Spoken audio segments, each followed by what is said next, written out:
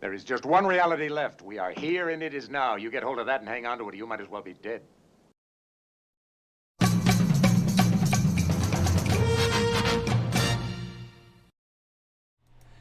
Welcome to Tales from SYL Ranch Live, where everyone is entitled to my opinion, and I'm Bill Stone.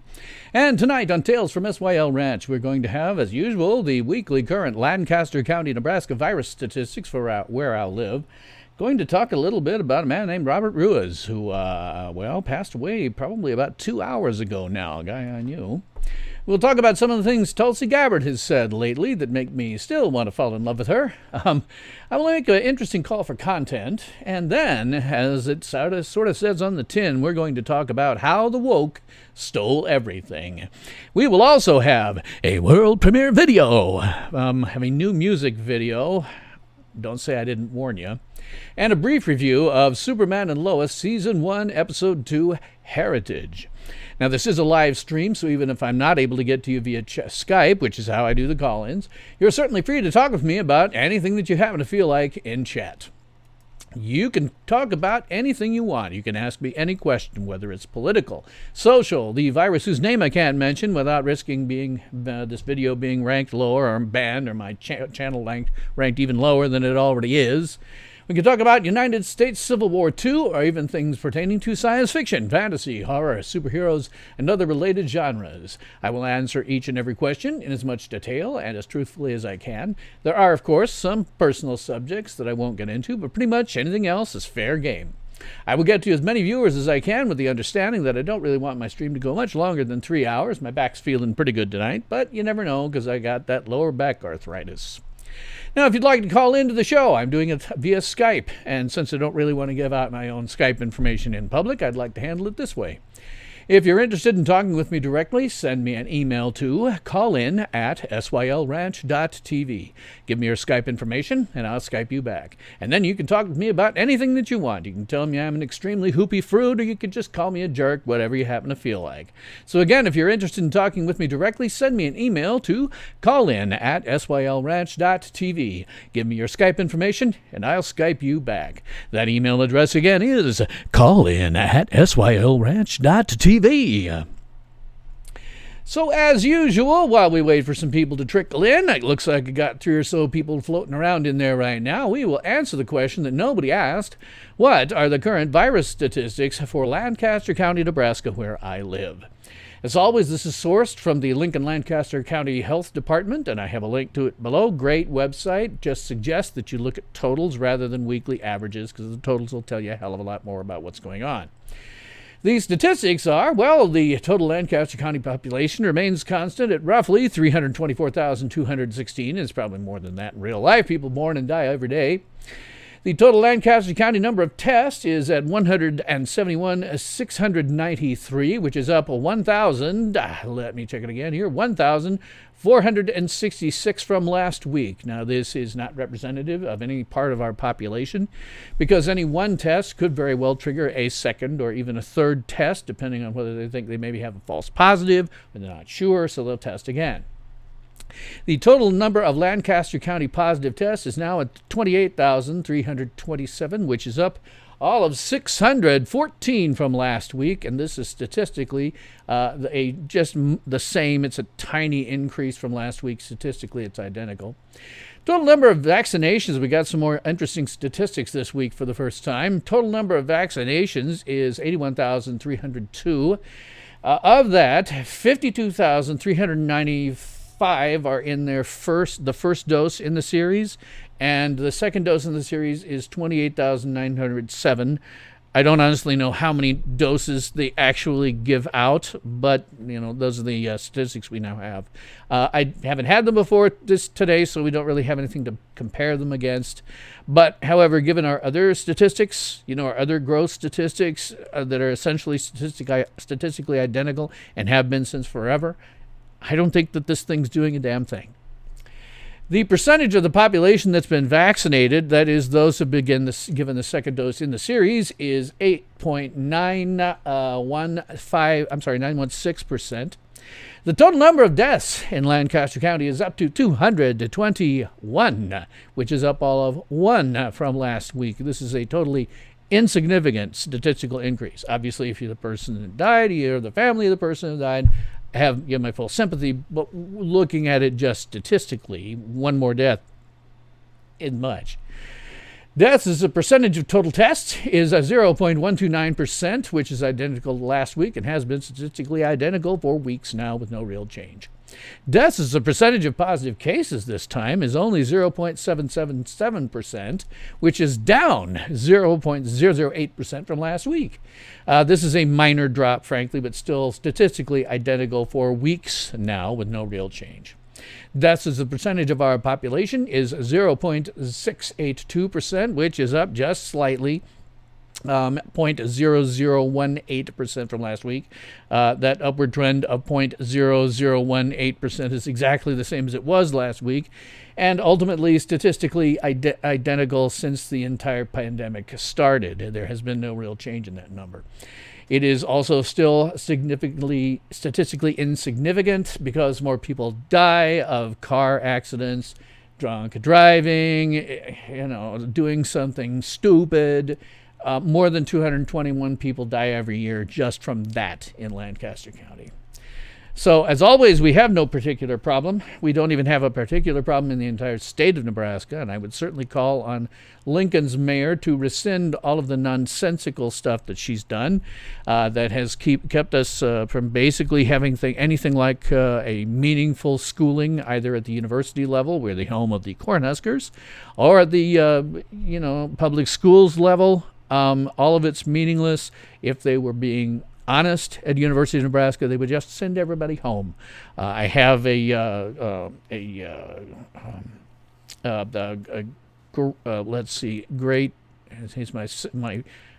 my cousin's son. My sister's son, who started at UNL this year and then quit and left, partly because it was a pointless exercise in futility. There's no real educating going on there. If they were being honest, they just send people home. They just say, that's it. We're not doing anything that's meaningful here. But the students are getting it themselves and figuring out that it's not meaningful. So, hey, drop of truth. What a week, arg. Well, like I say, for us, in terms of the virus, it hasn't been any week at all.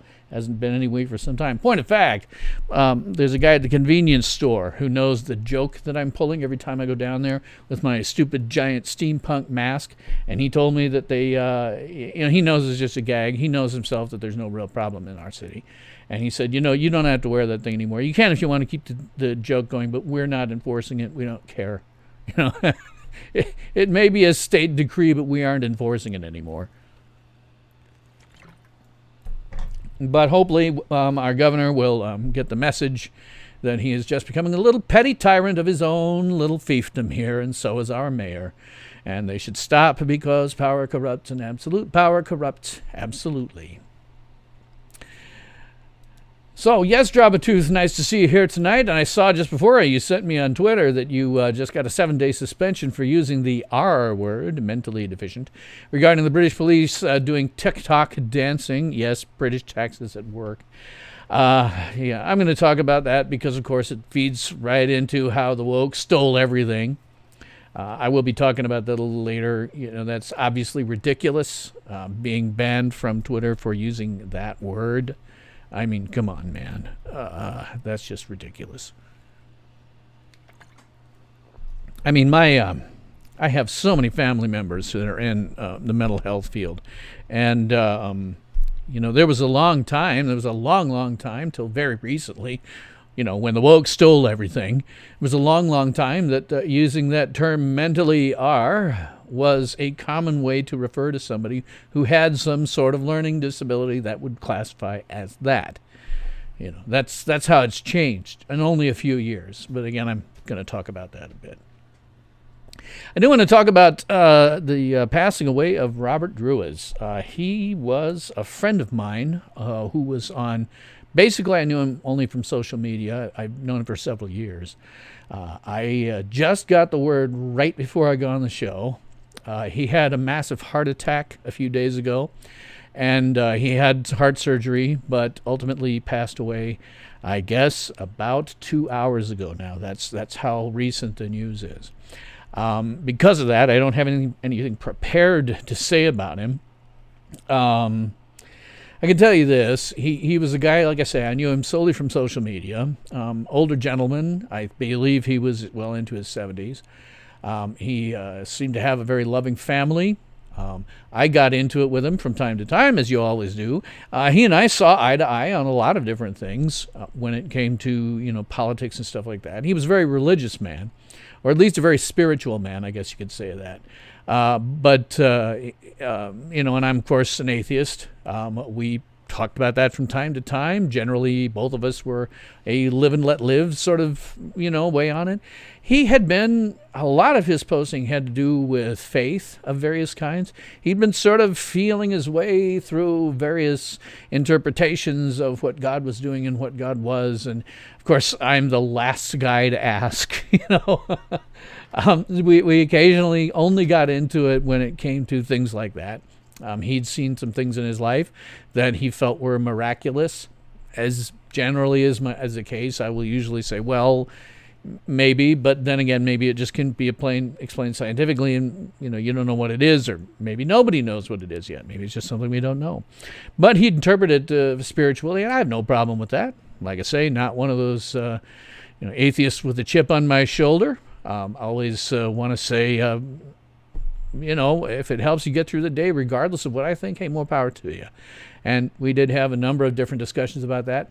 We had discussions about social media in general, because it was in one of the major psychiatric journals in 2012 about how social media uses what's essentially an addiction to dopamine, which is a chemical produced in your brain under certain circumstances that makes you feel good.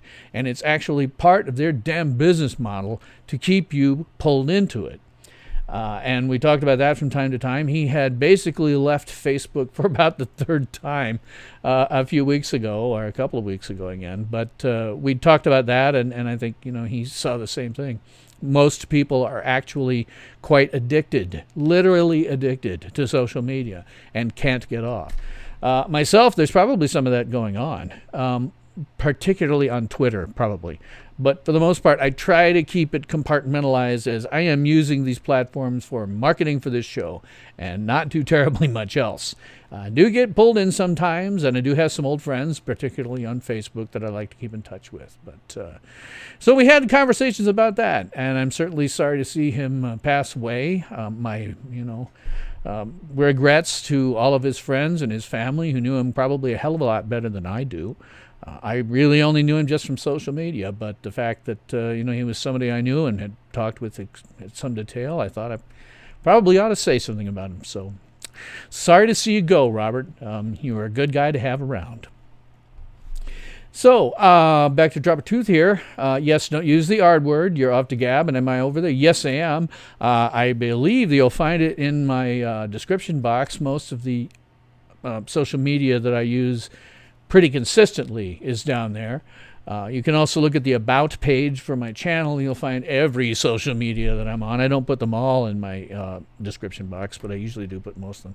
And I am on Gab. Yeah, I'm using basically Gab and Minds are the two that I'm using more frequently than anything else.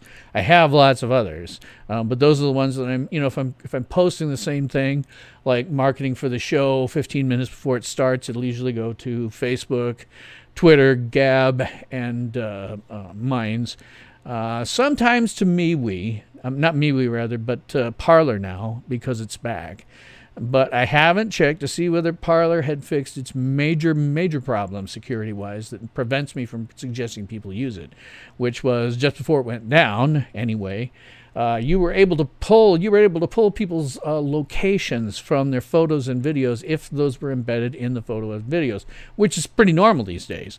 That's a giant security risk. It's just asking for people to get assaulted, raped, murdered, stuff like that. I don't know if they've fixed it, but until such time as I know they have, I can't recommend it. But Gab and Minds are basically the big two ones, other than Facebook and Twitter. You can still use the word in engineering? Really? That R word? That's interesting. Huh. Hello, SuperCrew63. How you doing? Drop Truth is saying a Christian friend of yours on Twitter lost his mother this week. She'd been sick for quite a while. I'm very sad to hear that. As I say, Robert was a good guy from what I knew him, and we had a lot of very interesting conversations, so I'm very sorry to see him go. Hey, Jeanette, how's life treating you this evening? Well, as always, I want to slip over and talk a little bit about things that Tulsi Gabbard is saying. She put out a new video that probably deserves some merit. However, as always, I want to talk about the one that I think she got brilliantly and really influenced me, or hits me, rather. The mob that stormed the Capitol on January 6th to try to stop Congress from carrying out its constitutional responsibilities were behaving like domestic enemies of our country. But let's be clear. The John Brennans, Adam Schiffs, and the oligarchs in big tech who are trying to undermine our constitutionally protected rights and turn our country into a police state with KGB-style surveillance are also domestic enemies, and much more powerful and therefore dangerous than the mob that stormed the Capitol. Now, John Brennan said, So I know looking forward that the members of the Biden team who have been nominated or have been appointed are now moving in laser-like fashion to try to uncover as much as they can about what looks very similar to insurgency movements that we've seen overseas, where they germinate in different parts of the country and they gain strength, and it brings together an unholy alliance frequently of religious extremists, authoritarians, fascists, bigots, racists, nativists, even libertarians. Now, President Biden, I call upon you and all members of Congress from both parties to denounce these efforts by the likes of Brennan and others to take away our civil liberties that are endowed to us by our Creator and guaranteed in our Constitution. If you don't stand up to these people now, then our country will be in great peril. Oh, Tulsi, I love you. Boy, I tell you, if things aren't going well with your husband, please give me a call. Tulsi's the only Democrat who has an ounce of sense, who seems to actually have a handle on how bad things are, because the Democrats and the woke are out for blood, and mine is the blood that they are out for, among others. Yes, Marshall Robert did die. You're watching a few minutes delayed to keep up. Okay, yes, Marshall did pass. Robert did pass away, unfortunately. I got the news about half an hour, 40 minutes before the show, so I threw that in as well. So Tulsi's mincing no words with regards to that. That's one of her videos, and it's one that hits me particularly, so I tend to follow that. Drop Truth says, you're on Minds too, but hardly ever use it. You've heard good things about it. You're on Parler too, but it's still not that good. Yes, Parler, I'm finding, it's still having maybe scaling problems from where it's at. They don't really have, I keep hitting it and I won't get full pages back and things like that. Occasionally happens. I assume that that'll probably get taken care of, but the major thing for me was the fact that you can geolocate people. And doing that is a huge security risk. Tulsi also had something new to say today on the subject of Biden's going to war with Syria. I am glad to hear that some of my former colleagues in Congress are speaking out against the recent unconstitutional airstrikes in Syria. But they're ignoring the bigger issue. The regime change war the United States continues to wage in Syria using Al-Qaeda, al-Nusra, HTS terrorists as our proxy ground force, and who now occupy and control the city of Idlib, imposing Sharia law and cleansing the area of most Christians and religious minorities. The Biden administration continues to use our military to illegally occupy northeastern Syria to, quote, take the oil, as Trump so crassly but honestly put it, violating international law. A modern-day siege of draconian embargo and sanctions, similar to what the Saudi-U.S. alliance employed in Yemen, is causing death and suffering for millions of innocent Syrians, depriving them of things like food, medicine, clean water, energy, warmth, and making it impossible for the Syrian people to try to begin to rebuild their war-torn country? Oh, it looks really nice in Hawaii today. It was actually very nice today in Lincoln, Nebraska. It was about it was over 60 degrees today, which is interesting. It's always interesting. Our weather varies so much. It's just so wildly different. 3 weeks ago it's minus 25. Today it's 60 something. It's just the way it goes in this part of the country. Put my bib on first.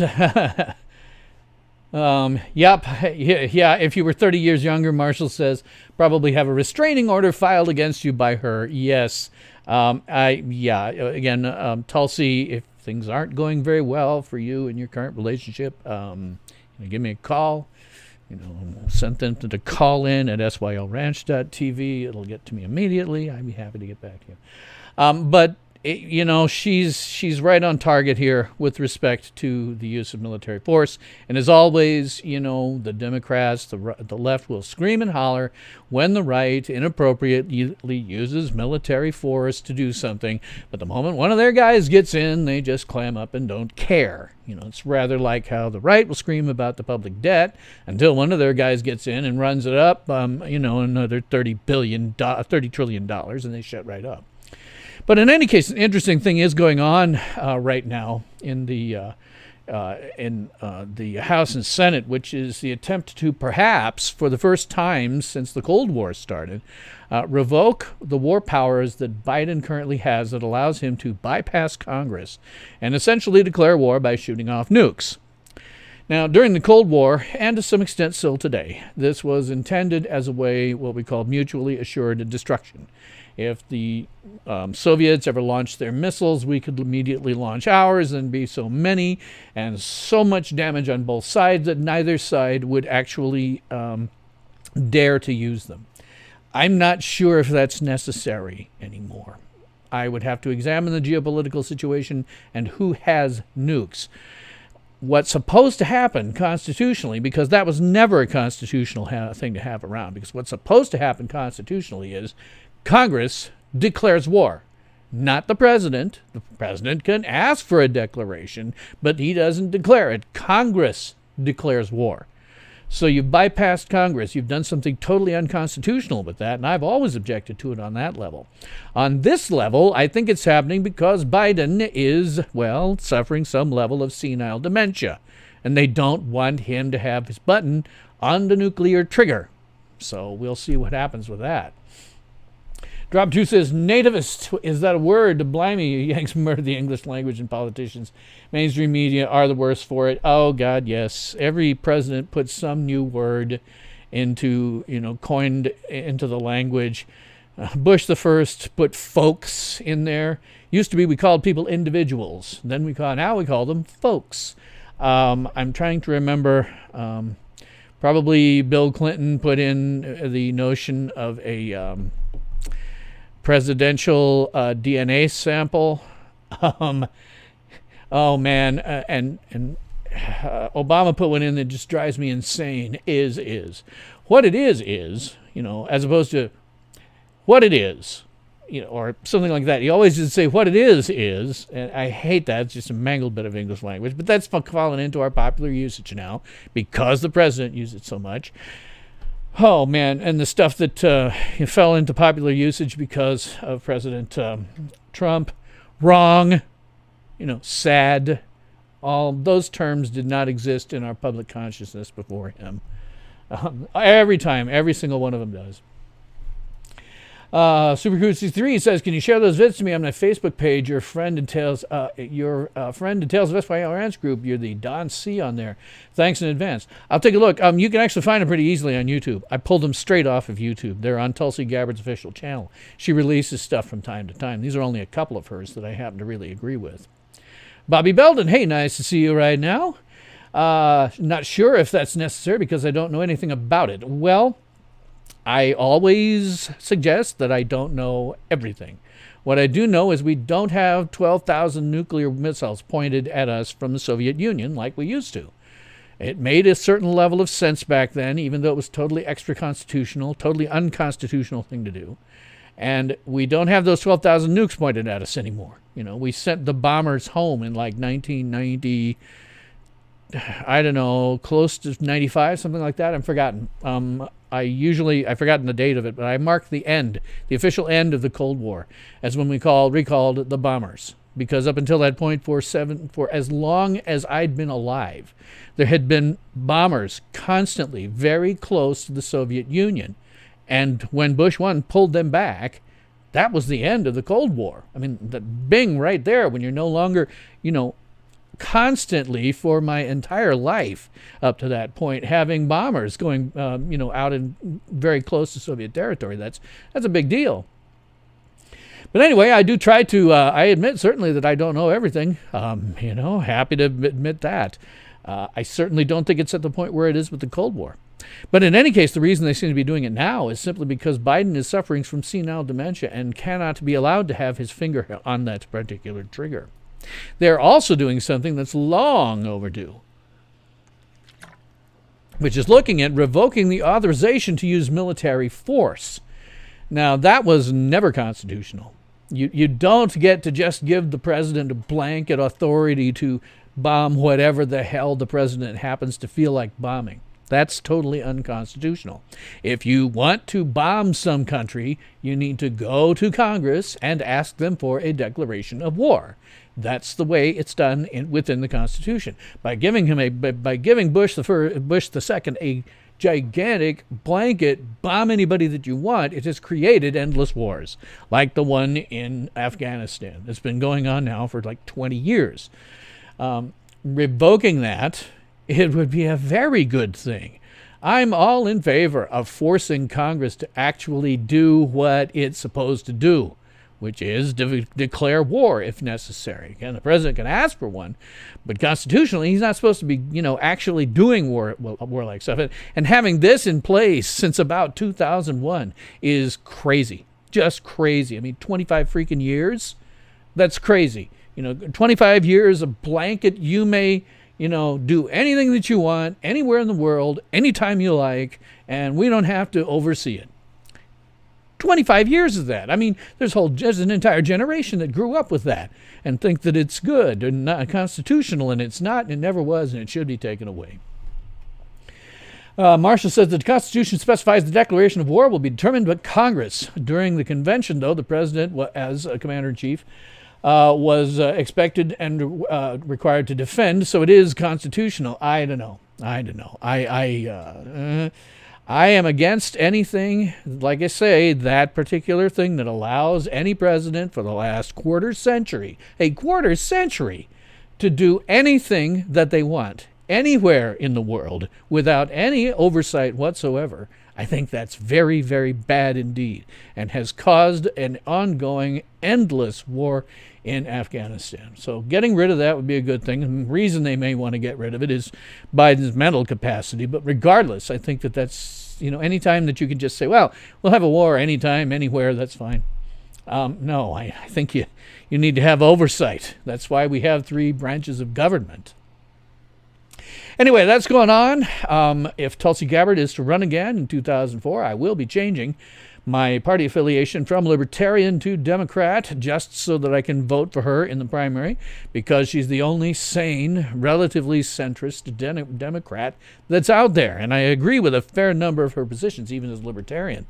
But I'll change my party affiliation just so that I can vote for her in the primary. She got screwed in the primaries this time around, and I would vote for her in the primaries. And if she actually, won the Democratic nomination, it's very likely that I would vote for her. She seems to make a lot of sense to me. And frankly, she's the first person who would be a president that would look good in a bathing suit. If you haven't seen her, she surfs. So, Drop Truth says, J. Marshall Fresno, Biden will write an executive order, rescind that power. Democrats are in power, cry havoc, and let's slip the dogs of war. Well, Madison Jefferson, Marshall says, may be particular vocal on that point, but that said, the authorization to use military force should be revoked. Yeah, 25 years, man. 25 years of just saying, hey, go and do what you want, anytime you want, we don't care. Use the drones anywhere, anytime, we don't care. No oversight whatsoever. Just people whining about it, but doing absolutely nothing in terms of oversight. Anyway, Tulsi, if you're not happy with your in your current relationship, and you don't mind guys who have slightly questionable physique, call me. Happy to have it. So that said, is a point of order and information here. I can't do right now the level of content that I would like. There was a time, actually, if you were around for it, when I was actually doing a show every single day. That was a little too crazy. Getting 2 hours of live stream or more every single day was too nutty, and I had to push it back because of that. Super63 is saying what's scary is Biden has the nuclear football, and that's one of the things they're trying to take away from him. I think for that very reason, because of his mental state. But in any case, I was doing way too much content then, and then I had to scale it back, and then personal things occurred where really doing this Thursday live stream is the only thing I can do, with occasionally making clips like I did from last week's content, maybe throwing in a video here and there. So what I'd like to suggest is if any of my viewers or your friends, family, neighbors, pet, or livestock have any content that you might like to see out there, and put it on my channel, I'd be happy to have it. As I say, I can't really do it, but if I could get this channel to be something like, say, Screen Junkies, where they have a bunch of different content from a bunch of different people that happens to be branded their way, and because it has a similar mindset or bent, and really, but the only thing that I don't want to see on this channel is crazy woke garbage. That I don't want to see. As long as you're relatively libertarian about it, you can be religious if you want to. I don't care. You may be interested in doing science fiction and fantasy stuff. I have no problem with that either. I think it would be interesting to try to brand this. And in fact, one of my longtime people has suggested, and if they're in chat and want me to drop names, I will, that it might be interesting to have a 10 to 20 minute video series on cryptocurrencies and what it is, how to trade it, the fundamentals of crypto trading, etc. And if anyone is interested in that, if you'd like to see that happen, I'm very interested in doing it. And for me, it's just a blanket yes. But if I've got viewers who would like to see that, please pipe up or put it in my comments. God knows I can use comments. And hit me up on social media to let me know. But if you've got any ideas for anything you'd like to do, it would appear on the channel with just basically a Tales from SYL Ranch kind of brand. And I'm basically open to just about any content. This would not really impact my Thursday live stream. That's kind of my show. But it might allow for, say, if I've got other creators with the brand on it, we could get them on and talk to each other as well and to our viewers. And again, I'll still continue to have lots and lots and lots of things to say. The Thursday live stream is my baby regardless, but it would be interesting to me if I could turn into a clearinghouse, sort of, for certain types of content, that it could be associated with my, the channel name, but be somebody else's. And if you're curious, I can also do things like tutorials. I kind of got one in the bag sometime for that anyway. To show what my studio is, how I do things, and the software that I use, which is all free, by the way. How I achieve things like a chroma key image, a lower third, stuff like that. Although if you're thinking about content for a brand of SYL Ranch, it doesn't have to be this. It doesn't have to be the way that I do things. I'll help if you want me to do it that way, but it doesn't have to be the way that I would do things. So again, that's the thought that I had. If anybody's interested in doing it, just contact me, drop something in my my comments, hit me up on social media. I'd be very interested to see how that would work. So then we finally get to, after only half an hour, we get to the actual major meat of this content, which is best summed up by something Kevin Sorbo said today on his Twitter. And he said, name a single time in history when the group fighting to censor speech and ban books were the good guys. There is no instance where that was the case. They have never, ever been the good guys. And the amazing thing about it to me is how it shifted, right?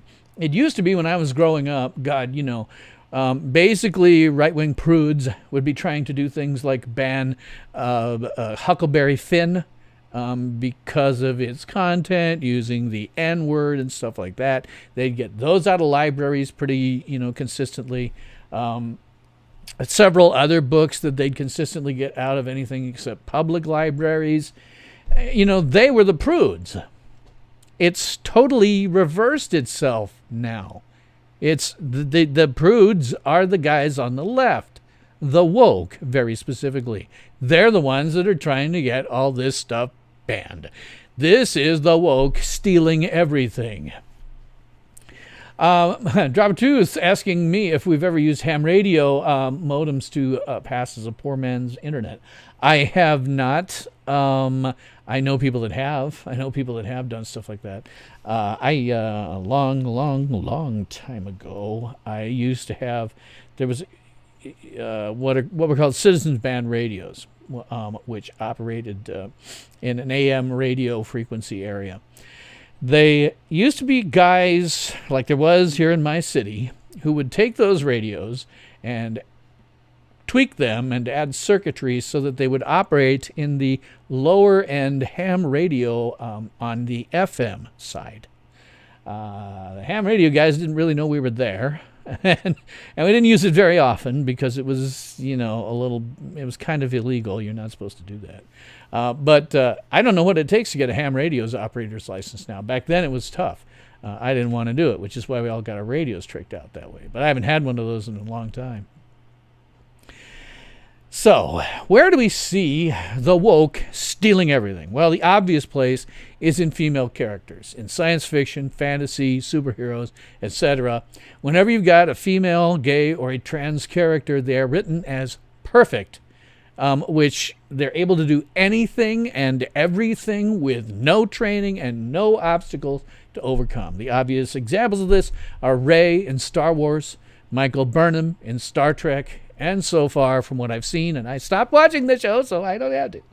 But certainly last season's Ruby Rose Batwoman, and probably the current one as well, because they tick certain woke boxes, and so they have to be practically perfect in every way.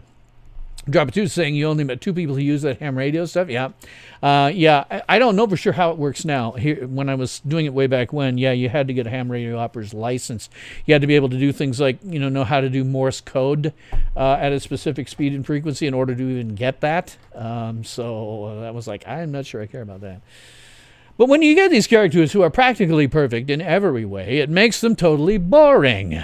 The essence of drama is conflict. And it basically falls into 3 categories. You have man versus man, which is you have 2 human beings against each other. When I say man here, I'm just saying human being. This is the way it's always been taught, probably until now in drama courses that I ever took. You have man versus man. You have man versus nature, which is something, you have to battle in terms of you got a giant blizzard or something like that. And then there's man versus himself. This is a person who is having an inner turmoil, a demon of his own that he must fight against. So when you have a character that can overcome all obstacles with ease, then none of these things applies anymore, and it gets totally and completely boring, which is exactly what we have. The woke have required that those types of characters be practically perfect in every way, and consequently it's incredibly boring. That is the heart of it. Ultimately, it is boring. It would be one thing if Batwoman last season actually had something she had to overcome. She had to train to use the bat gear and all of that. But no, Ruby Rose's Batwoman was practically perfect in every way, and she didn't need to do any of that. She was just perfect. Any of the interpersonal drama that she had was so utterly inconsequential. She wasn't fighting against any of her own internal demons. There was never a blizzard in Gotham City that, she was trying to fight through to get people, to save people or anything like that. There was none of it. None of those things apply, and it's just totally, frankly, utterly boring. Let's see. Super Cruise 3 on the ham. You say you can get a license. You're limited on output power, but your buddy built an antenna wrapped around his whole house. That was another thing we used to do with the tricked out CB radios. Oh, man. The antennas we put up. There was a guy who used to say, because we're in Tornado Alley here, and he said, if your antenna isn't big enough to be blown down, it's not tall enough. And I saw some of his antennas, and they were gigantic, just utterly gigantic. Other things we get into that where the woke has stolen everything and it becomes stupid and awful. Non-binary characters. The introduction of non-binary characters is psychologically unhealthy. Honestly, I'd love to have a conversation with someone who is trans, or particularly non-binary, and so much so that they do, as some of the characters I'm about to describe have, which is reject their genitalia entirely. I'm really rather curious whether they're obviously psychologically unwell. Because, frankly, when you totally reject your genitalia, it's one thing if you're trans. There's a couple of very, very feminine-looking trans men. I don't know how. I don't even know what the right words is anymore. They were born a man, present themselves as a woman. They look very, very feminine. They worked very hard for that, but they're not just essentially saying, "Get rid of my genitalia." I'm rejecting it entirely. The one in particular on YouTube, his name I don't remember, but I've subbed to it several times. Very feminine looking, but also aware that if she wants to have a family, she's going to have to go about using the genitalia that she has, which is not female genitalia. It's not rejecting the genitalia entirely. I think when you do that, when you reject it entirely, when you say, oh, this doesn't even exist on me anymore, then you get into a very weird and probably bad area psychologically. So you can see one of these characters, the most obvious one that I can think of here is in Star Trek Discovery with the character of Adira, played by Blythe Del Barrio, who is non-binary. Totally rejects any genitalia that they were born with, I guess. I have to tell you that I absolutely guarantee that Del Barrio will commit suicide or attempt to do so. I said this with Boy George years and years before he actually did it. I said, there's a guy who just doesn't smell like he's on track. And turns out, yeah, he became suicidal. When you reject your genitalia entirely, I truly believe that you have left the realm of psychological well-being. And glorification of this by having characters and normalizing and stuff like that doesn't reduce the likelihood of suicide among those who totally reject the genitalia. However, it does ensure that others will emulate them and in so doing become psychologically unhealthy themselves. This is something that the woke have stolen away, that they have done, that I think is psychologically damaging. It's not just damaging to the person who's rejecting a genitalia by saying it's okay for you to do that, rather than maybe you should see a therapist. It's encouraging others to do the same, and that is psychologically unhealthy. If you've got some problem where you're saying to yourself, I don't want to be male or female, I want to imagine that stuff is all just gone, you have a problem. I'm sorry, you just do. Jeanette says, I'm very crabby about the books being banned. Absolutely, you write, you're not published. This is all a really bad path to go down. Anytime they do that, anytime they're starting to ban stuff, push stuff away, I immediately go out and get a copy. Am I big on the Dr. Seuss books? Oh, well, I read them all to my kids. But now that they're starting to stop publishing them because their publishers are just kowtowing to the woke, I'm getting electronic copies like that. They went and they put a warning on Blazing Saddles, picked it up like that. They got a warning on Grease. I not even like that movie particularly. It's a good movie, don't get me wrong. I understand why it's popular. When they put a warning on that, grabbed it up immediately, because you never know. The next step is to be gone entirely. I think it's a really bad path to go down. I think you should just allow people to print what they want, and people will either buy it or they won't. They'll either read it because they want to or they won't. The exact quote is escaping me at the moment, but Mark Twain once said, see if I can think of it. Censorship is telling a man that he can't have a steak because a baby can't chew it.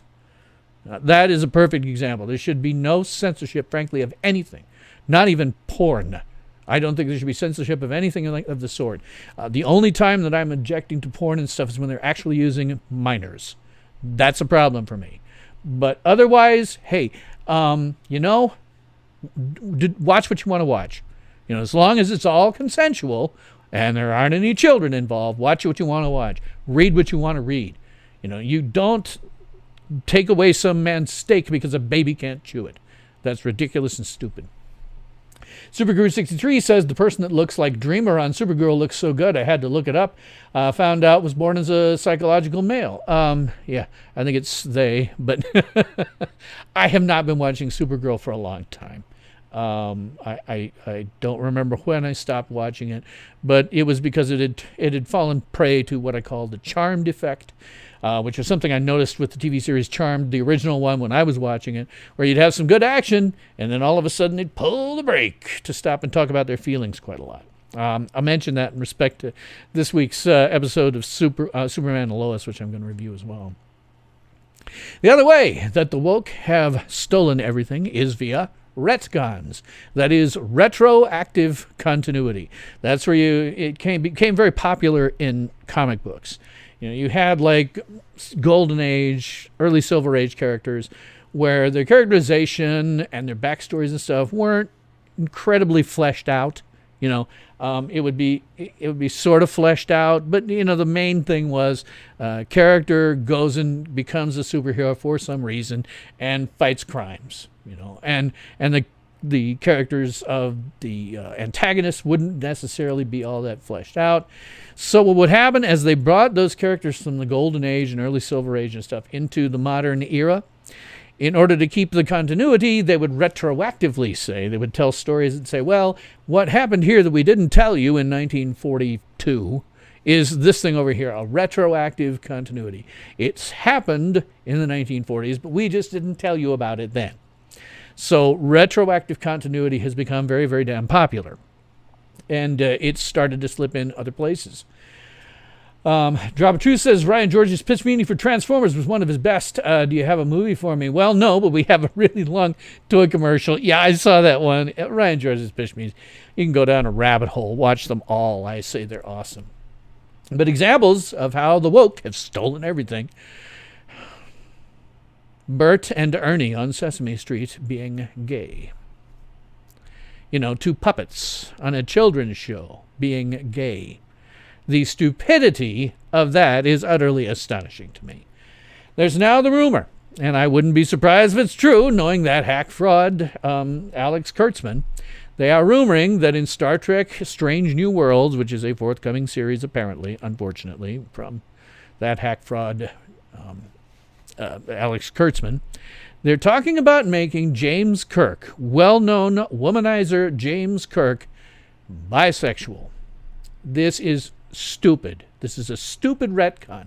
Not because I have anything against bisexuals, I don't. But just because bisexuals exist doesn't mean that everyone is a bisexual. It's stupid. It is an example of the woke stealing everything and ruining it in the process. I hope they don't go down that path, but knowing that hat fraud, Alex Kurtzman, I wouldn't be even remotely shocked. Yes, Marshall.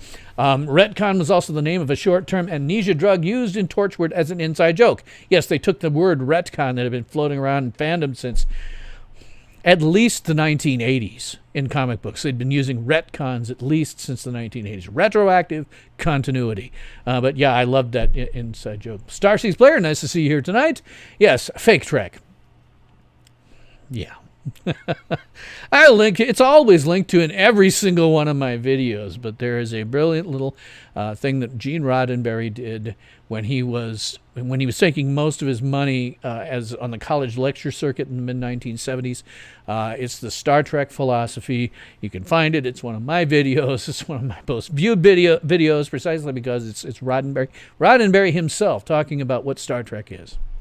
And the people, Alex Kurtzman, that hack fraud, and the people under him have never, ever, ever seen that or read it. Or heard it, rather. Then with the woke, in terms of stealing everything, you get the rejection of history. Yeah, right, rejection of history. There's absolutely nothing in history or any form of literature that happened in the past that will not be altered or deleted or censored by the woke. This is a total unwillingness of the woke to accept realities of history. You know, when you're going to do something like do a historical, right, about something that happened in history, right, where mostly it was white people because historically it was white people. You know, you could do a series or something, a movie about the Corps of Discovery, the Lewis and Clark expedition, in which most of the people were white. However, there were two very important people who were not white. Sacagawea, who was a Native American, absolutely vital. They would have died without her. And then there was Clark's slave. Now, if the woke are doing this, they're going to somehow make Clark look terrible, or they'll have half the company be black, gay, lesbians, and transvestites, and, you know, they would go crazy. They would just change it all. You know, they reject history entirely in favor of a totally fictional history. You know, it's like those movies like where you have Abraham Lincoln, Vampire Hunter, right? I think that's an actual movie. Well, that's obviously some level of satire, but that's the sort of thing I'm talking about. You could get that crazy where you say, oh, we're going to say that he was a vampire hunter. We're going to say, oh, half of the Lewis and Clark expedition were black. You know, it's stupidity. By the way, both Sacagawea and Clark's slave, and I've forgotten what his name is. I should. I've heard it a million times. I live not far from the Missouri River, lived right on it, near the grave site of the only person who actually died on that entire trip, which is kind of amazing when you understand the history of it. I should know his name, and I've forgotten. But they both made history, American history, as being, in Sacagawea's case, the first woman to make a vote on a very official thing in United States history, and the first black man to cast a vote on something very important.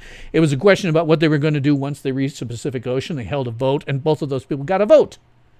You know, that's the historical amazing part about it, is that these two people whose races had never been allowed to vote in American history, whose gender had never been allowed to vote in American history, were the first ones of all time.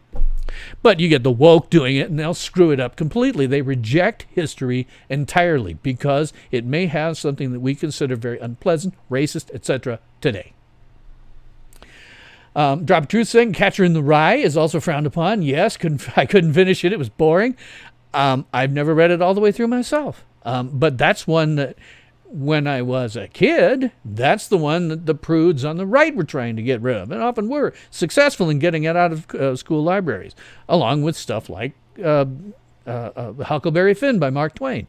Now it's all shifted over, and it's the friggin' crazy left woke nonsense that wants to get rid of it.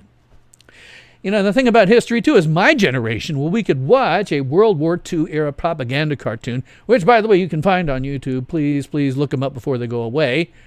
And we'd understand that their depiction of people like Japanese characters was way over the top and bore no relationship to reality, and it is racist by today's standards. But that didn't somehow turn us racist. It actually made us rational people who could understand the difference between a complete fantasy desire to promote a war against a people, make them, dehumanize them. We could see that. We could talk about it. We weren't racists because of it, but the woke apparently think that it's going to make you into a racist if you see something like that, or it's just so crazy that it drives them completely nuts and they have to go find a safe space or get some freaking therapy rather than just look at it and say, this is something that happened in history. It's something we don't want to repeat, but it happened in history. That's the way that is. You know, my generation, we could read Huckleberry Finn and see the frequent use of the N-word and understand that this was accurate both for the period in which the novel was written and in which it takes place. But we understood, certainly, that it was racist by today's standards, but that didn't make us racists. It made us rational people. We could see this is something that happened then, that's part of history, that we do not want happening now. But the woke, they would get rid of it entirely. They wouldn't let you know. They'd put warnings on them. They, stuff like, Blazing Saddles. That's got a content warning. I've seen so many people on YouTube. I have a lot of reactors I watch, particularly the female ones. And on that one, I watched some black people react to it. And they're a little apprehensive at first, but about 10 minutes in, they're going, oh my God, this is just complete satire. This is a satire of racism. This is making fun of it in a very intelligent way. But that thing's got a freaking content warning because the woke can't deal with the fact that it was made at a time and a place where it was okay to satirize racism as a constructive thing. We knew that it was doing that. We knew it was constructive. But the current ones, the woke, they can't deal with it. They go into a tizzy. It's like dealing with Puritans. Really. They're utterly puritanical, except that they're dangerous. Super Cruise 3 says, let's just say the Native American women were fascinated by him and he got to enjoy intimacy with quite frequently. His name was York. That's it. Thank you very much. Clark's slave name was York. Exactly. Yes. Man, if you read the Lewis and Clark journals, because they encouraged everyone who could read or write to write down their experiences as much as humanly possible. And it's a brilliant set of stuff to read because you can see a lot of different things that happen to individuals from a lot of different perspectives. And what you're saying about York, certainly he got into it from time to time. In general, the Mandan Indians in North Dakota, modern-day North Dakota, the party in general found extremely, the Mandan belief at that time was that you got sexual power from a man, and so they were pretty willing to be very promiscuous. They thought you would transfer it from person to person by sex. So they were fairly promiscuous, and the guys who were in that party certainly didn't have any problem taking advantage of the fact that that was a cultural thing of theirs. And that was true with York as well, yeah. See, I'm going to kind of put a pin in that stuff because I'm on a roll with what the woke are doing here. Starseeds Player says, I actually think the woke has crossed the line into an intolerant religion. Absolutely. Yeah, any non-believer can be hurt or killed. I'm going to talk about that, yeah. History needs to be censored to agree with the scripture. Yes, they have become the modern Puritans. They really have. It's astonishing.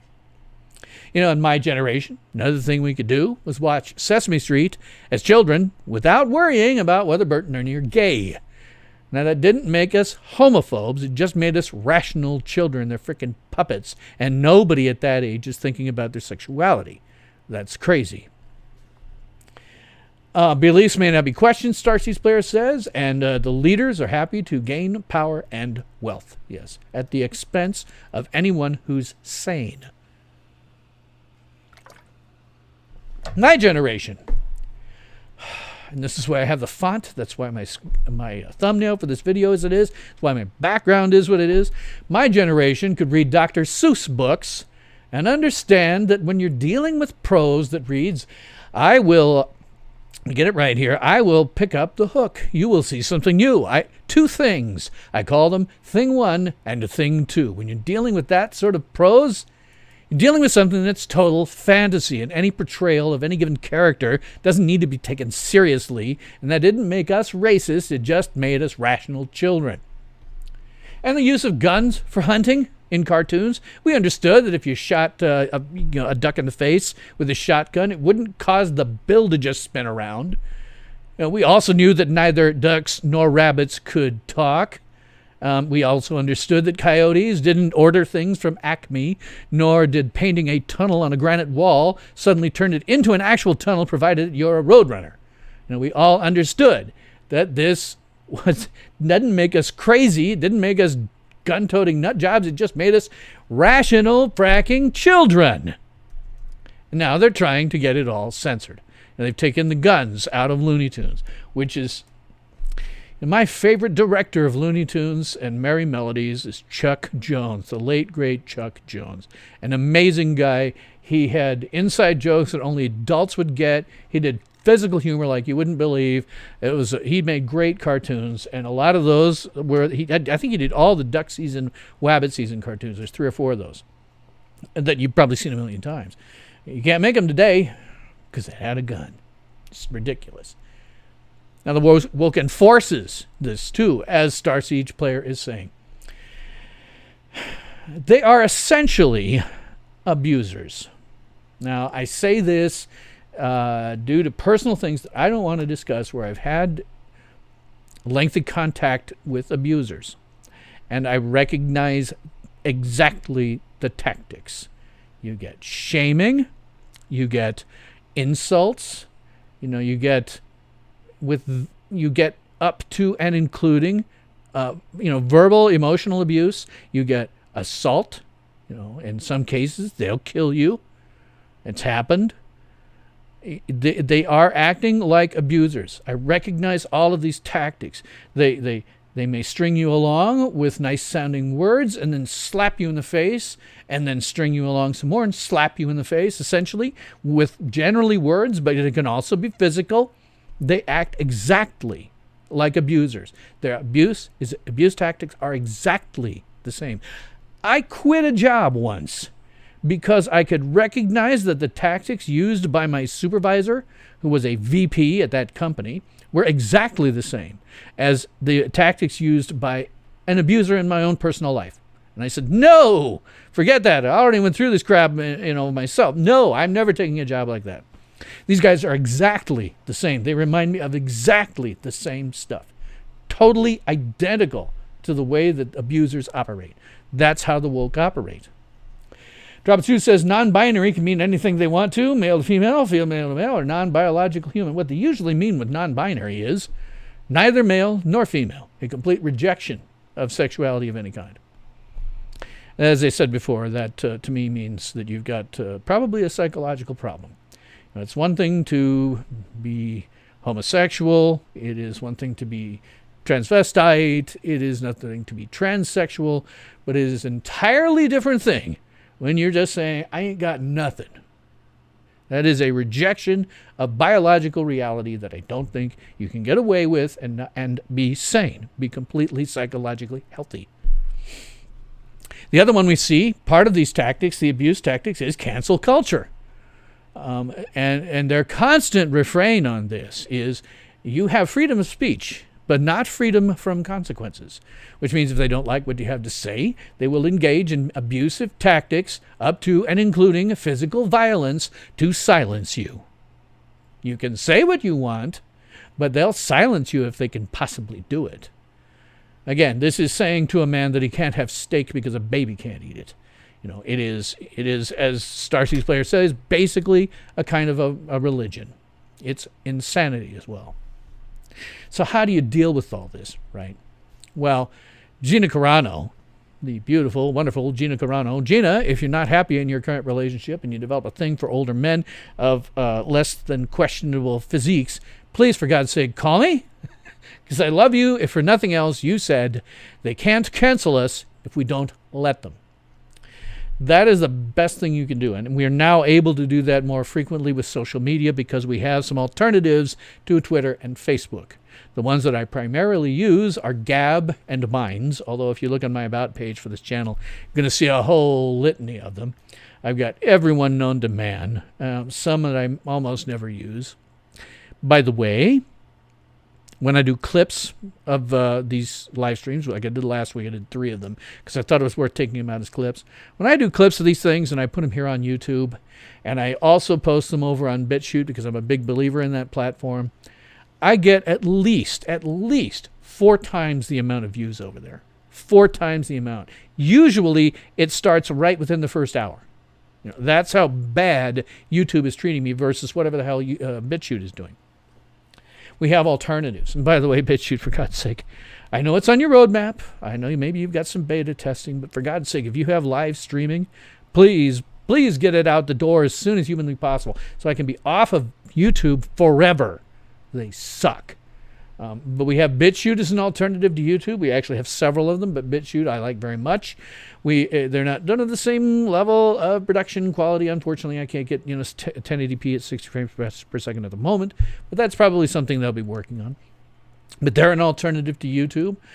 We have lots of social media that's alternatives to Facebook and Twitter, which are absolutely nothing but woke platforms. You will only prosper there if you are woke. Period. Drop of Truth mentioned how he got a 7-day suspension from Twitter for using a word that starts with the letter R that used to be used by my parents, who were psychologists for their entire careers. It was a descriptive, technical, psychological term at one point. Yes, it was also sometimes used, amazingly, when you're a child as kind of an insult, but it was also a technical term, and he got a 7-day suspension for using it in the context of calling British police that word. So use the alternatives. They are there.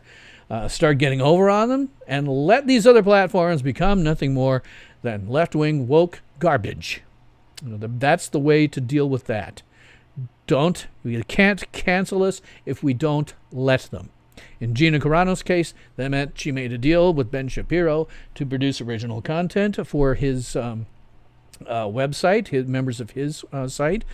I'm probably going to join it solely because of that, solely because I want to support that kind of content. There are alternatives. One of the great things about the internet is they really can't stop the signal. There's only a certain amount of censorship that you can do. Ultimately, you get things like BitTorrent, which has anything that you want. If they ban something like, for example, Song of the South, a movie that will never, ever, ever be released on any format again, that Disney really just wants to forget, I got a copy. It's sitting around there on BitChute. You can, not on BitChute, maybe on BitChute. They have a lot of stuff. Not BitChute, but BitTorrent. I got a copy that way. Anytime that you're going to do something, I don't care what the content is anymore. If you say you're going to ban it, it's time for me to get one. And it's out there. And there are alternative social media. There are alternatives to things like YouTube. Use them. That is the best way you can do it. There's also coping with the harassment. Coping with the tactics that are essentially the same tactics used by abusers. The best thing I can tell you on this is don't let them get you mad. Don't let them get you mad. That's what they're trying to do, is piss you off. They all have the exact, particularly online, you can see it. It's the exact same tactic every single time. You will have a disagreement with them. They will go off on a complete tangent or non sequitur or something that barely has to do with what you're arguing about in an attempt to piss you off at the fact that they just did that. And then they'll come back and slap you and say, oh, you didn't, this is what you actually meant then, you bigot, racist, homophobic monster. I'll say, well, I get this. Well, then you must think this. No, for God's sake, I don't think that. It's just ridiculous what you're saying. Aha! That proves that what I'm saying is true. Don't let them get you angry. Argue the point if you're going to argue at all. And don't get pissed off. Don't get angry. That's what they're looking for. That's what they'll use as validation of whatever it is they're trying to abuse you over. I have seen this a million freaking times in real life. Don't let them get you angry. If you feel like you're getting pissed off, walk away. Drop of Truth is saying the Star Siege player, yes, indeed, the woke and SJWs are now ideologically blind zealots. Yes. That's really the best thing I can tell you is don't engage them. Don't let them get you pissed off. If you're online in particular, you always have to remember that what you're dealing with ultimately is some words on a screen, right? Yes, there's a human being behind it, but ultimately it's a totally nameless, faceless stranger, and they're just words on a screen. You don't have to let them make you angry. That's what they're trying to do. That's the whole point. They'll accuse you of something. I've had this happen a million times, both in terms of real abuse and watching it here online. They will accuse you of something that is totally wrong, but is designed to make you angry. And once you get angry because you've been accused of something that isn't true, then they go, aha, told you, you're angry because you believe this thing over here that you don't believe. It's the whole point is to try to get you pissed off. Don't let them piss you off. Get into Jedi training. Have patience. Remember, these are words on a screen. If you really are starting to get angry, just disengage. If you have to, I don't do it because I can't afford it on my social media. I have to have everybody in. But if you need to block them, just block them. So that's my suggestion. Don't let them get you angry. That is the most important thing. Don't let them get you angry. One of the best things you can do of all is to laugh at them. Not with them, at them.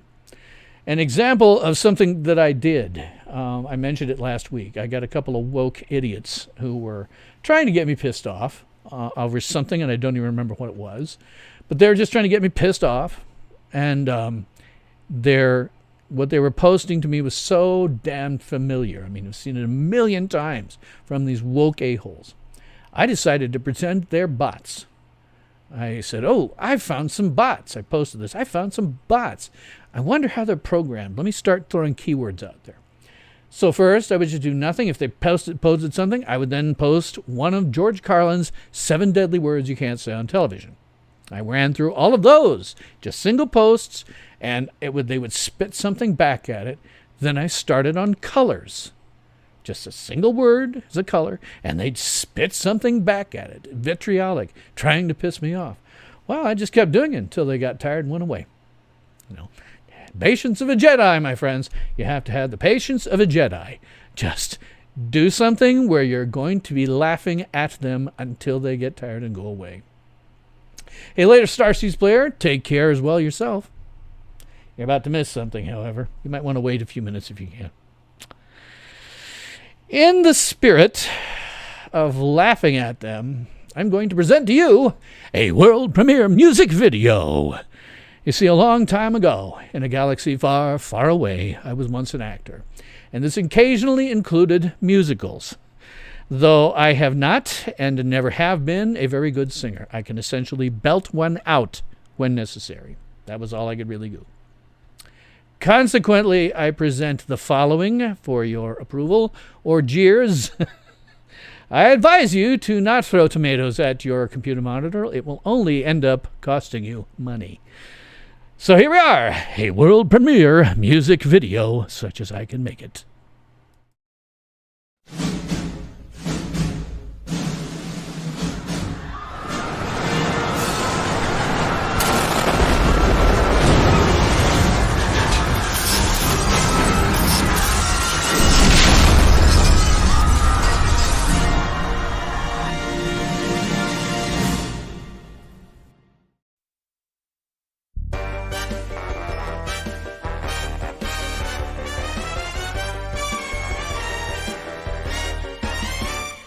You're a mean one, Mr. Woke.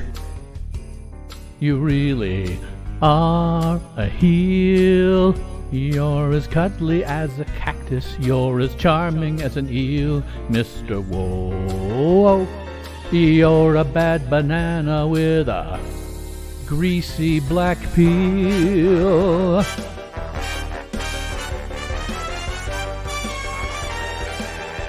Just face the music, you're a monster, Mr. Woke. Your heart's an empty hole.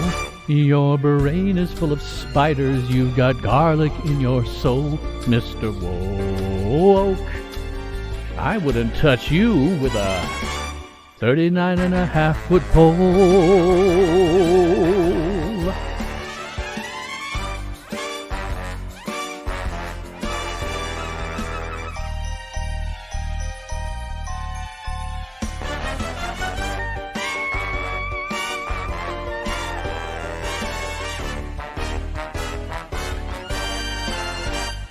You're a foul one, Mr. Woke.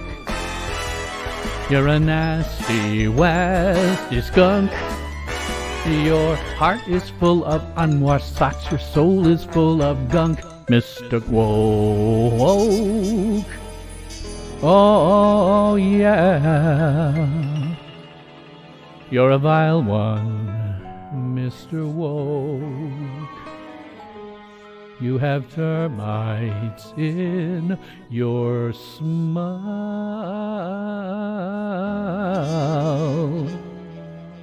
You have all the tender sweetness of a seasick crocodile, Mr. Woe. Given the choice between the two of you, I'd take the seasick crocodile.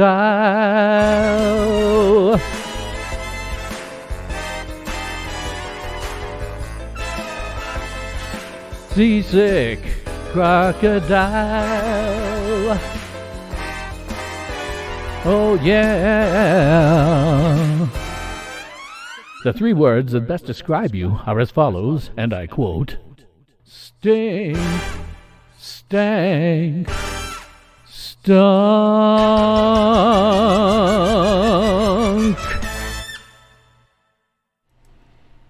As I say, don't tell me I didn't warn you.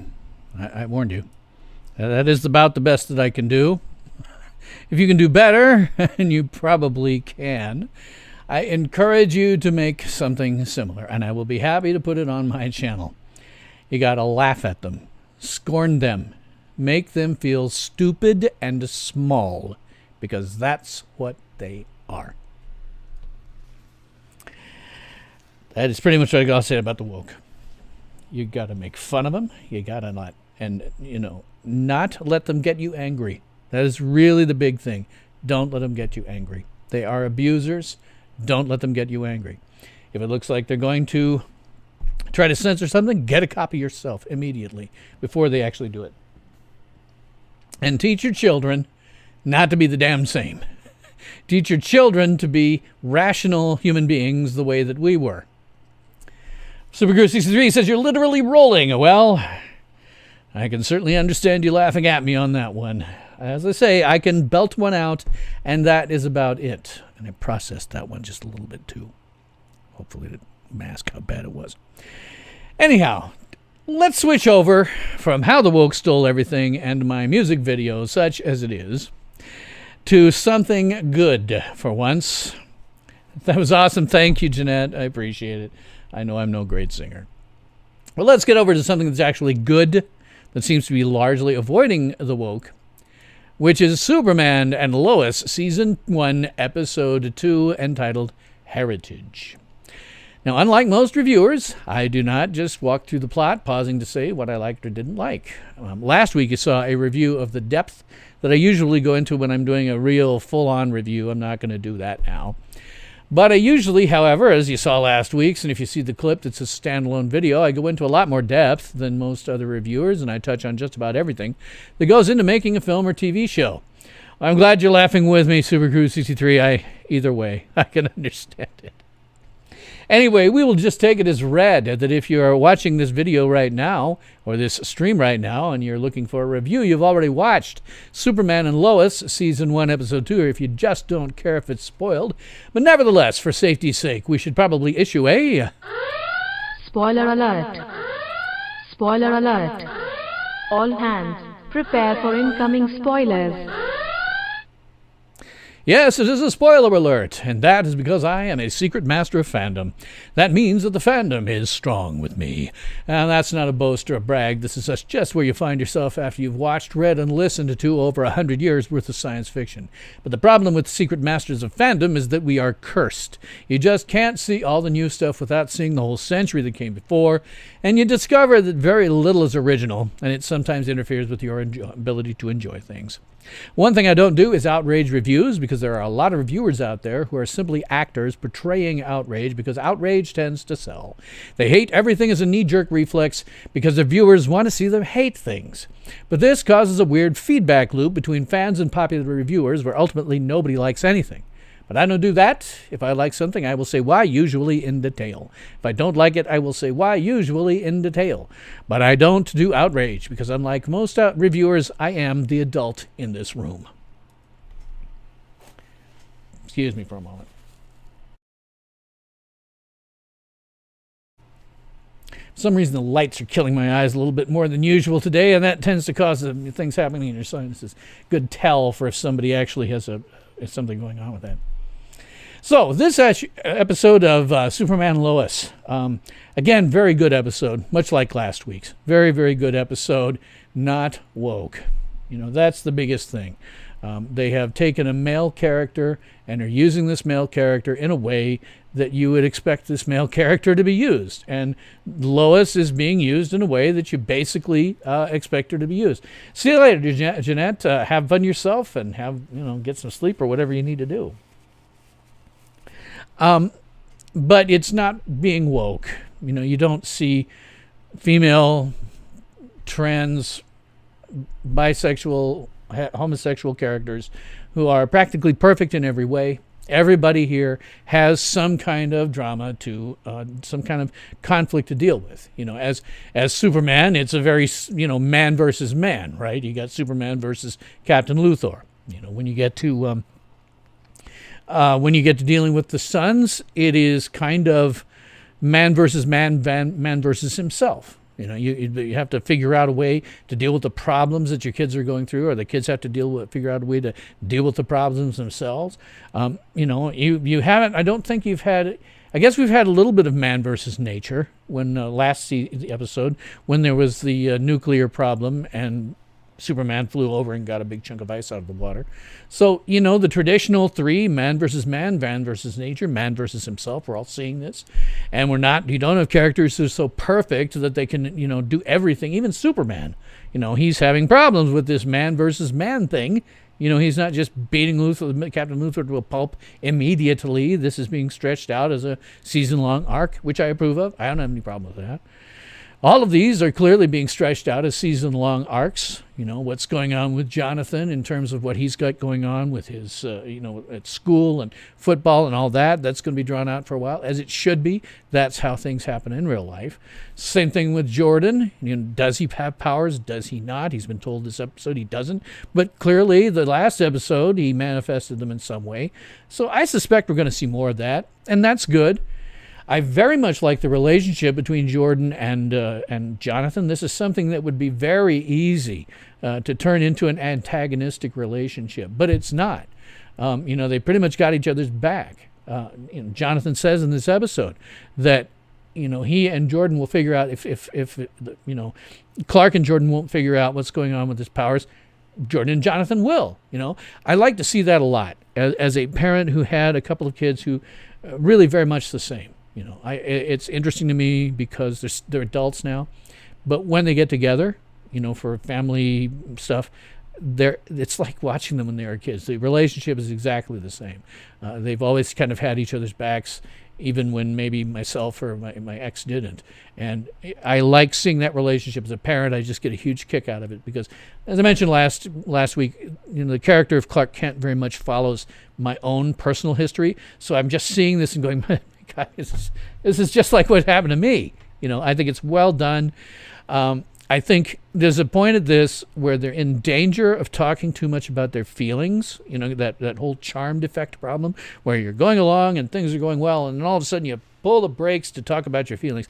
No, that's not happening here. And Lois actually stops them at one point and says, "We're not going to do this." I thought that was great. Because it's okay to have this family drama. It's what this show really is about, is the family drama. It's Superman with family drama stuff, and how does that affect his family? And I think that works well. But they're also not just pulling a brake on it. The interaction happens in a natural way. They're not pulling the brake on it. So very much like all of that. It's really very good. I like that. I have to mention, last week, I said that the costume that's being used for Superman looks like a muscle suit. I am not sure anymore about that. And that's because I did a little bit of research. And Tyler Hoechlin, who's the guy who plays Superman, in 2018, he did a film that was about bodybuilding and the Joe Weider empire of bodybuilding stuff. You wouldn't know it to look at me now, but I used to do that, and I'm aware of who Joe Weider is and how much influence he's had. And Hoechlin bulked up for that, like a lot. You can find pictures and clips of him from that movie. He's very big. So I'm not entirely certain that there isn't something going on with that suit that makes it look like a muscle suit when it's not. If it's something going on with the suit that makes it look like a muscle suit, costumer, you've done something seriously wrong here. If he's actually that big, then your suit is not doing him any favors. If he's that big, just put some damn spandex on him. Don't go for this heavily detailed armor-like stuff that we've seen in the Arrowverse with the super characters, and like we see with Superman and DC EU. Just put some spandex on him. It would probably look better. I also have to wonder, this is all just little nitpicky stuff because I am really, really pleased with what we're seeing. Costumes, for example, should always say something about the character who's wearing them. And they do. They fit the characters. You get Jonathan, who's more of a jock, wearing, T-shirts that are more sports-oriented and stuff like that. This is all just nitpicky stuff. The suit that Superman wears isn't a nitpicky thing because it looks like a muscle suit. If it's not, then you need to fix it. Just give him some spandex. Chris Grieve did spandex just fine. I do also, as a nitpicky thing, I just have to wonder why it is that Clark is constantly wearing his glasses around the house and around the farm when only he and his family are present. Why do that? They know he's Superman.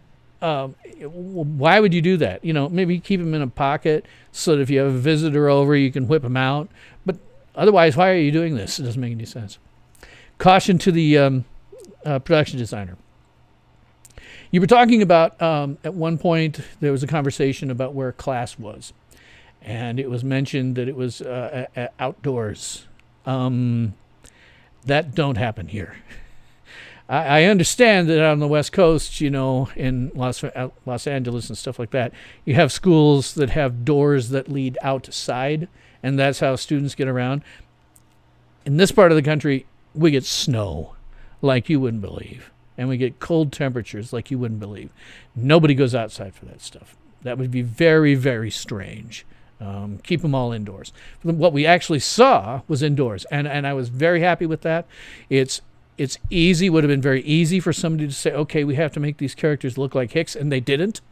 They're doing exactly what they should, which is all the characters, all the kids and stuff are just dressed like kids everywhere. They carry backpacks and stuff like kids everywhere. They have lockers like kids everywhere.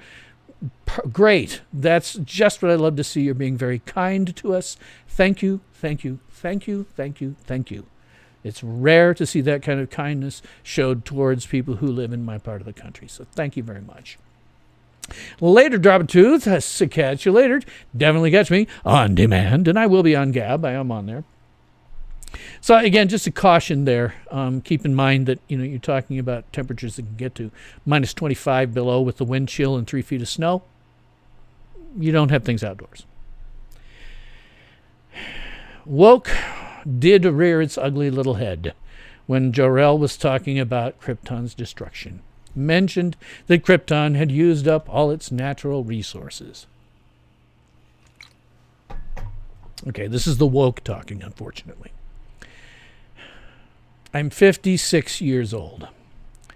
I have been listening to somebody, they used to call them ecologists, then they called them environmentalists, and now it's just the woke in general, who has been telling me for 56 fracking years that we're using up all of our natural resources and they'll be gone in 5 years, 10 years, etc. And all those deadlines come and go and it never freaking happens.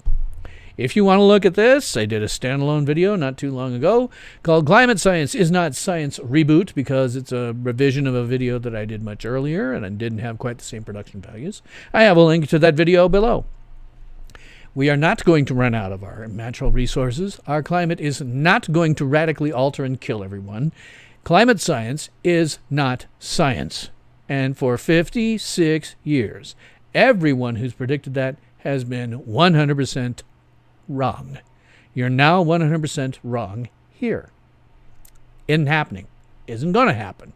We're going to be just fine. So when you're doing something like Krypton's explosion, come up with some other kind of frickin' excuse for it. It had a core that was going, that was becoming excessively radioactive blew up. You can go with ones that they've done for several of the movies and one of the TV series at least, which is just that Krypton's sun went nova and destroyed Krypton. You can do that. You run into a problem. Because, of course, when Superman was first conceived by Jerry Siegel and Joe Shuster in 1938, it was very, very difficult for them to imagine any kind of interstellar or even interplanetary travel. Sure, there'd been science fiction about that, and both of them were science fiction fans. They knew about that stuff.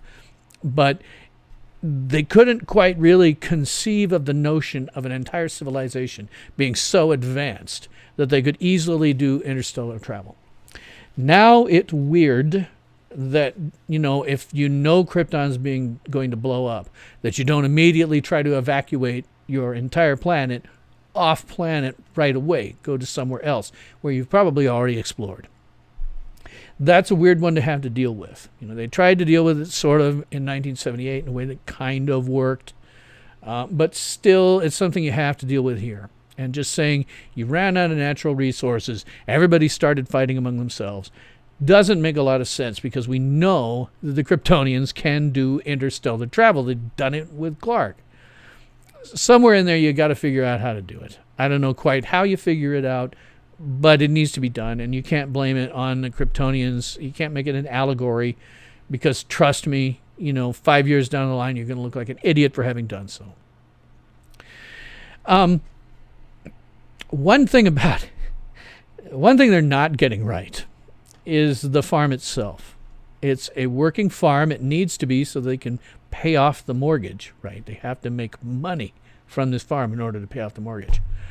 It means you have to work the farm. It means if family farms are family farms, and that means everybody in the family works it. Now, certainly, in the episodes we've seen, nobody's even trying. Lois goes off and does her thing. By the way, Smallville is supposed to be in like Kansas, and Metropolis is usually depicted as a East Coast city. So her going from Kansas to the East Coast is not something that just happens. It's not like a walk in the park. It's not like you drive. If you drive it, it's going to be at least 24-hour drive. If you could fly it, but then you're talking about, okay, I got to go to the nearest airport. I suppose it's probably Kansas City.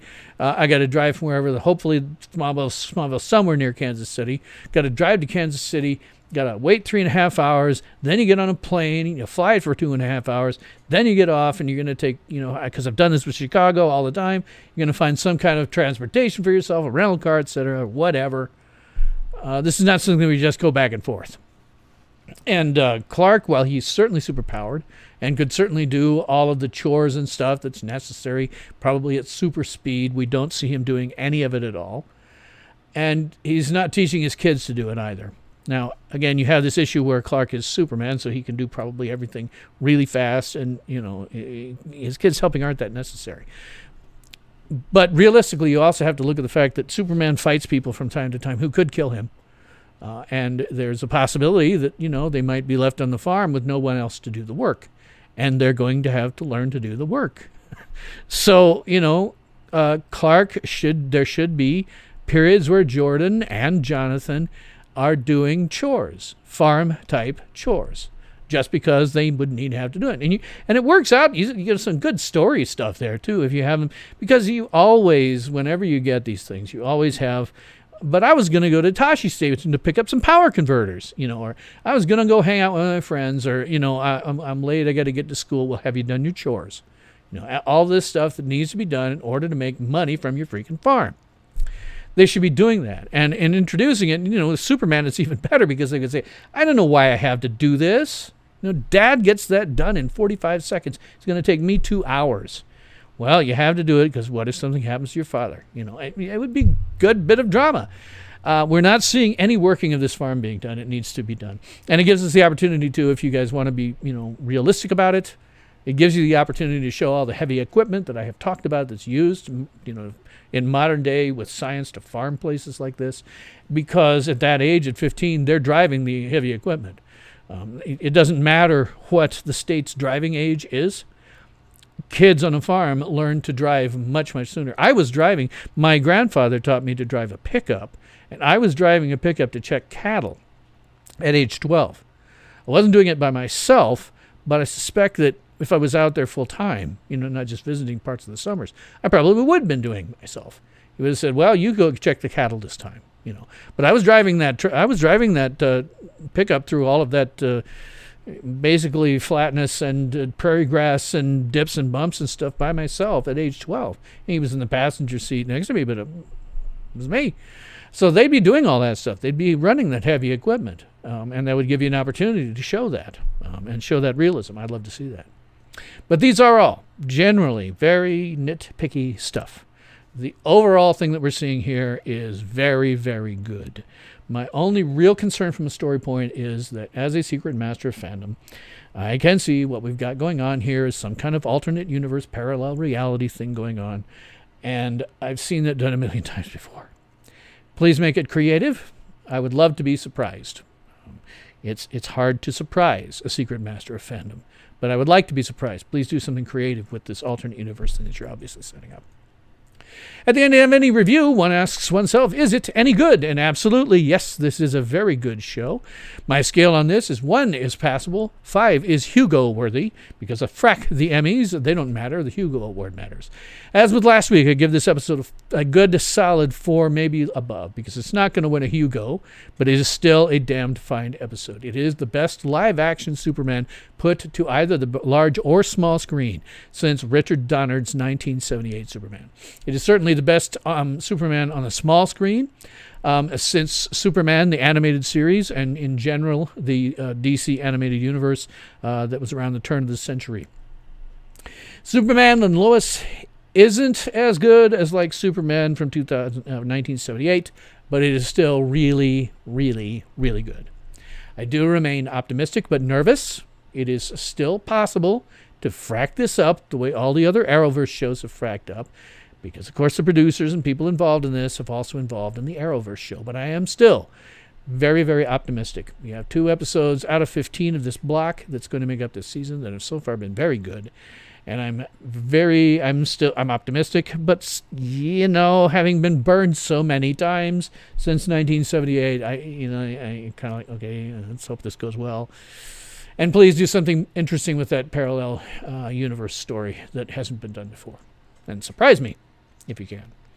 I'm the guy that you need to surprise. If you can surprise me, if you can do good stories that I like, that would probably mean that just about everybody who likes, science fiction and superheroes, they're probably going to like it too. So those are my basic topics. Let's see. It's only been a little over an hour and a half, which isn't necessarily the worst thing in the world. I got wordy, and I had my world premiere music video. Put in comments or something whether or not I should release that as a standalone video. I'm really on the fence about it because I know I'm not a great singer.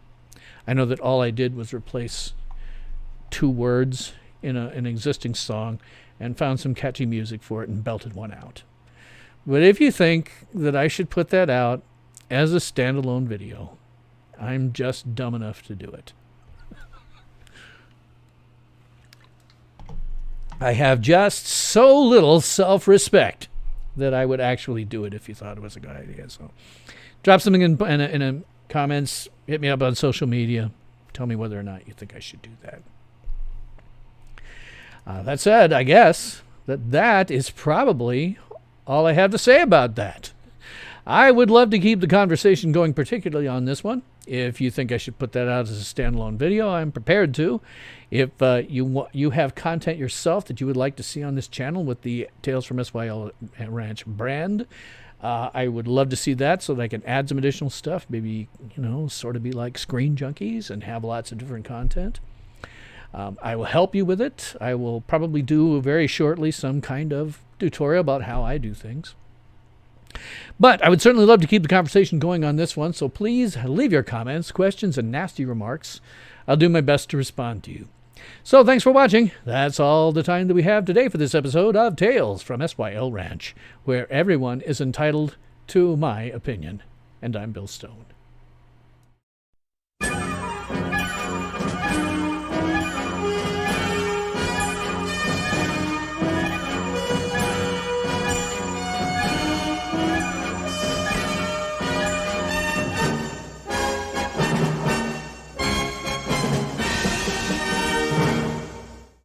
Ultimate power in this world has always been one simple thing: the control and manipulation of minds.